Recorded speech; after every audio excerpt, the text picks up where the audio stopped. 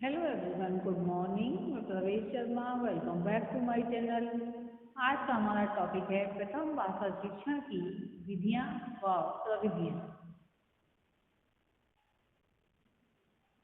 प्रत्येक भाषा की शिक्षण की विधियां और प्रविधियां होती हैं, तो हम प्रथम भाषा शिक्षण की विधियों के विषय में जानेंगे और समझेंगे। इसमें सबसे पहली विधि है अनुकरण विधि। सेकंड है आगमन तथा निगमन विधि। नेक्स्ट है वाचन तथा लेखन विधि, व्याकरण विधि, अभ्यास विधि तथा सामूहिक वाचन विधि। नेक्स्ट है प्रत्यक्ष शिक्षण विधि और बैच की शिक्षण विधि। प्रविधियों के अंतर्गत हैं लेखन कला प्रविधि, प्रश्न प्रविधि, वाचन प्रविधि, मौन पठन प्रविधि या मौन पाठन प्रविधि, व्याकरण प्रविधि और क्रिया प्रविधि। तो सबसे पहले हम आइए देख लेते हैं विधियों के विषय में। सबसे पहले हम देख रहे हैं अनुकरण विधि के विषय में। बालक अनुकरण विधि से ही अधिक सीखते हैं, परंतु हिंदी में अंग्रेजी की अपेक्षा उतनी उपयोगी नहीं है, क्योंकि स्वाभाविक रूप से बालक सीख लेते हैं, उनकी मातृभाषा ही है यहाँ की तो। लेकिन दूसरी जगह यानी कि अहिंदी प्रदेशों में जहाँ पर हिंदी का प्रयोग नहीं होता, हिंदी मातृभाषा नहीं है, वहाँ पर अनुकरण से सीखते हैं। हिंदी में प्रत्येक अक्षर की ध्वनि निश्चित है, जबकि अंग्रेजी अक्षर की ध्वनि निश्चित नहीं होती है। एक ही अक्षर डी का प्रयोग दा तथा डा दोनों ध्वनियों के लिए होता है। शिक्षक के आदर्श वाचन का अनुकरण जीवन पर्यंत छात्रों के काम आता है। शिक्षक के उच्चारण अनुकरण से ही बालक शुद्ध उच्चारण सीखते हैं, जिससे वाचन में शुद्धता आती है और भावपूर्ण वाचन सीखते हैं। अनुकरण विधि के लिए शिक्षक के वाचन में भावपूर्ण और शुद्ध उच्चारण आना आवश्यक हो जाता है। नेक्स्ट हम देखेंगे आगमन तथा निगमन विधि।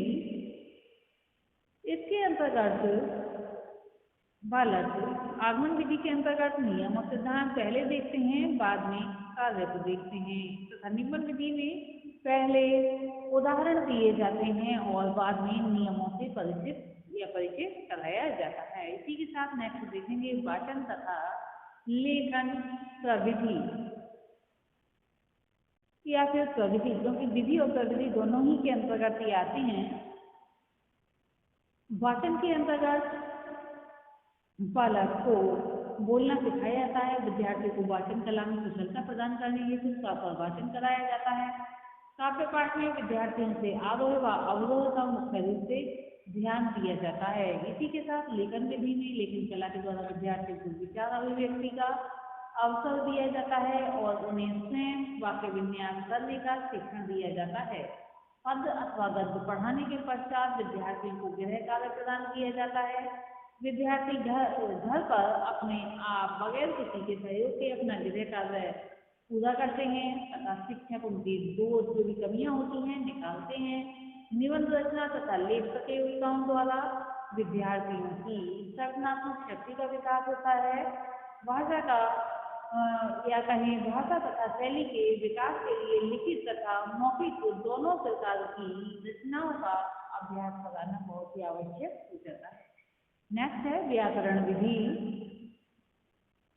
भाषा की शुद्धता के लिए व्याकरण आवश्यक है और व्याकरण के माध्यम से बालक शुद्ध लेखन कार्य, शुद्ध बोलना सीखते हैं। अतः व्याकरण का अध्ययन करना छात्रों के लिए बहुत ज़्यादा आवश्यक हो जाता है। भाषा की शुद्धता तथा शुद्धता का ज्ञान कराने के लिए ही व्याकरण का ज्ञान कराया जाता है। नेक्स्ट हम देख रहे हैं अभ्यास विधि। कहा गया है करत करत अभ्यास से जड़मत रूप सूजन, रसोई और जात से सिलते पदक निशान। यानी कहने का तात्पर्य यहाँ पर ये है किसी भी कार्य का अगर बार बार अभ्यास किया जाता है तो मस्तिष्क पर एक तरह से उसकी छाप पड़ जाती है और बिना प्रयास किए स्वतः ही बालक उस कार्य को करने लगता है। अतः भाषा की शिक्षा में अभ्यास बहुत ज़्यादा आवश्यक है और अभ्यास से बालक कुशल बनता है, अर्थात किसी भी कार्य को करने में कुशलता प्राप्त करता है। नेक्स्ट हम देखेंगे सामूहिक वाचन विधि। सामूहिक वाचन विधि द्वारा अनुकरण विधि, या कहें एक तरह से अनुकरण का ही एक तरह से भाग है ये, अधिक प्रभावशाली अनुकरण द्वारा बनाई जा सकती है। जैसे जो एक व्यक्ति या अध्यापक बोल रहा है और छात्र सुनकर सामूहिक वाचन कर रहे हैं। कविताओं एवं गीतों को सीखने में सामूहिक अभ्यास कराया जाता है। कठिन शब्दों को सामूहिक उच्चारण के अभ्यास से वाचन को भावपूर्ण तथा शुद्ध किया जा सकता है। संस्कृत भाषा के शिक्षण में भी इसका प्रयोग किया जाता है। सामूहिक वाचन में बालक स्वाभाविक रूप से शुद्ध उच्चारण कर लेते हैं। इसी के साथ नेक्स्ट हम देखेंगे प्रत्यक्ष शिक्षण विधि। इसमें वास्तविकता से परिचय कराया जाता है, दिखाया जाता है बच्चों को, और इस विधि में अक्षरों के बोध के साथ शब्दबोध कराया जाता है। चित्र देखकर बालक को स्वयं ही उस शब्द का ध्यान आ जाता है। चित्र ऊपर अथवा नीचे बना रहता है, उसे देखो और कहो, ये विधि भी कह सकते हैं। बालक देखकर समझने का प्रयास करता है, फिर बोलता है। चित्र बालक के परिचय की परिधि में हों, इसलिए बालकों के स्तर की वस्तुओं के चित्र तैयार किए जाते हैं, उन्हीं का प्रयोग किया जाता है। चित्रों को श्यामपट्ट पर भी बनाया जा सकता है। इस विधि की विशेषता है रोचकता, आकर्षण और मनोहरता, यानी कि एक तरह से चित्रों में आकर्षण होता है, ये कह सकते हैं। चित्रों के साथ शब्द चित्र बालकों के मानसिक पटल पर छा जाते हैं। इन शब्दों और चित्रों के आधार पर वर्णमाला का ज्ञान भी दिया जाता है या दे दिया जाता है। इसमें क्रिया विपरीत होती है। बालक शब्दों को सीखने के बाद उनके अक्षरों को सीखता है। इस विधि से प्रचलित शब्दों का वाचन सरलता से सीख जाते हैं, किंतु क्रिया एवं भाव संबंधी शब्दों के चित्र नहीं बनाए जा सकते हैं। यह विधि अंग्रेजी के वाचन शिक्षण के लिए अधिक उपयुक्त है। हिंदी भाषा में वाचन शिक्षण के लिए अधिक उपयोगी नहीं है। उपयोगी, लेकिन ऐसा भी नहीं है बिल्कुल उपयोगी नहीं है, उपयोगी है लेकिन कुछ मात्रा में। नेक्स्ट हम देखेंगे वेस्ट की शिक्षण विधि। इस पद्धति या विधि को भी डॉक्टर वेस्ट ने अंग्रेजी पढ़ाने हेतु ही विकसित किया था। इस पद्धति में शिक्षण वाचन से प्रारंभ होता है। वेस्ट की दृष्टि से किसी भी नई भाषा का पढ़ाना, सीखना या वाचन सीखना सबसे कठिन है। भाषा का बोलना और लिखना सीखना सरल होता है। वेस्ट विधि में वाचन, लेखन तथा वार्तालाप की शिक्षा पृथक पृथक विधियों द्वारा दी जाती है। मनोवैज्ञानिक दृष्टि से वाचन, लेखन और वार्तालाप को साथ साथ ही सिखाया जाना चाहिए, पृथक पृथक नहीं सिखाया जाना चाहिए। पृथक पृथक सिखाने पर वह महत्व नहीं रहता, कहीं कहीं आवश्यकता पड़ने पर इसे अनुवाद विधि का सहारा भी लेना पड़ता है। इसी के साथ हम देखेंगे प्रविधियों के अंतर्गत लेखन कला प्रविधि। लेखन कला प्रविधि वैसी है जैसे कि विधि है। लेखन कला के द्वारा विद्यार्थियों को विचार अभिव्यक्ति का अवसर दिया जाता है और उन्हें स्वयं वाक्य विन्यास करने का शिक्षण दिया जाता है। पद अथवा गद्य पढ़ाने के पश्चात विद्यार्थियों को गृह कार्य प्रदान किया जाता है। गृह कार्य में कुछ भी लिखने को दिया जाता है, कोई भी टॉपिक दे दिया जाता है। विद्यार्थी घर पर अपने आप किसी के सहयोग के बिना अर्थात दूसरों की हेल्प न लेते हुए अपना गृह कार्य पूरा करते हैं। जब शिक्षक उनके दोष निकालते हैं, कमियां निकालते हैं या जो भी गलतियां छात्र करते हैं उनको निकालते हैं। निबंध रचना तथा लेख प्रतियोगिताओं द्वारा विद्यार्थियों की सृजनात्मक शक्ति का विकास होता है। भाषा तथा शैली के विकास के लिए लिखित तथा मौखिक दोनों प्रकार की रचनाओं का अभ्यास कराना अत्यंत आवश्यक है, यानी कि बहुत ज़्यादा आवश्यक हो जाता है। नेक्स्ट देखेंगे हम प्रश्न प्रविधि।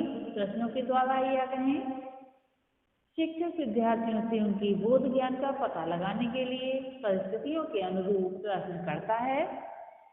जैसी भी परिस्थितियां होती हैं उसी के अनुरूप विद्यार्थियों द्वारा दिए गए उत्तरों से उनके बोध ज्ञान का पता लगाने के अतिरिक्त उनके शुद्ध बोलने की शक्ति का भी पता चलता है।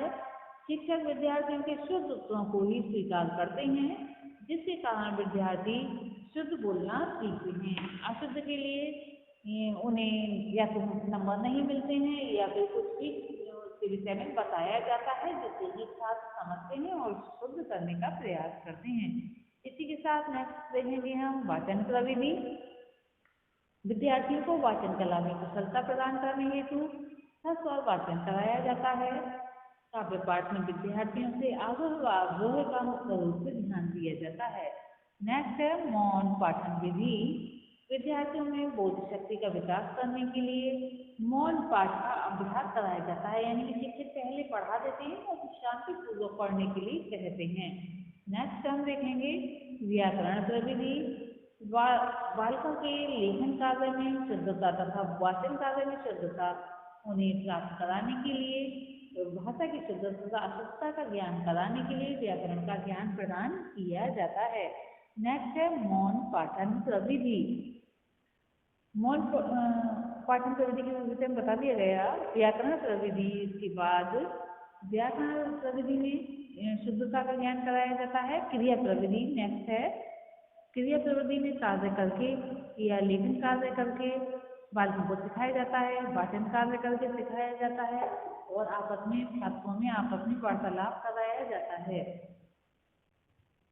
क्योंकि छात्र जब लिख तो लेते हैं, लिख लिया, लेकिन अब उसे व्यवहार रूप में जब तक परिणित नहीं करेंगे तब तक उनको ठीक प्रकार से बातचीत करने का ढंग नहीं आएगा।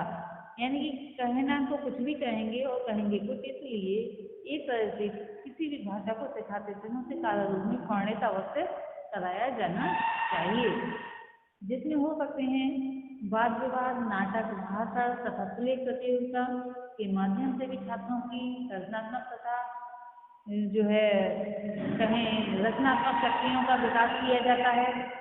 इन क्रियाओं में भाग लेने से बालक शुद्ध बोलना तथा मनन करना सीखते हैं, उन्हें आत्मअभिव्यक्ति के अवसर भी मिलते हैं। नेक्स्ट है काव्य शिक्षा प्रविधि। विद्यार्थियों में सौंदर्यानुभूति को उत्पन्न करने तथा विकसित करने में काव्य शिक्षा का अत्यधिक महत्व है। शिक्षक कक्षा में स्वयं काव्य पाठ करके वातावरण को सौंदर्यमय तथा सरस बनाता है। एक विद्वान ने लिखा है कि कविता का बोध होने से या होने के पश्चात विद्यार्थियों को भावों की गहराई में उतारने का प्रयत्न किया जाता है।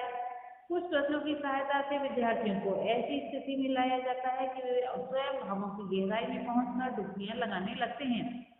समान भाव की कविता अथवा पंक्तियों को सुनने एवं सुनाने से एक और बहुत सहायता मिलती है। तो ये थी प्रथम भाषा शिक्षण की विधियां एवं प्रविधियां। आज के लिए इतना ही। धन्यवाद।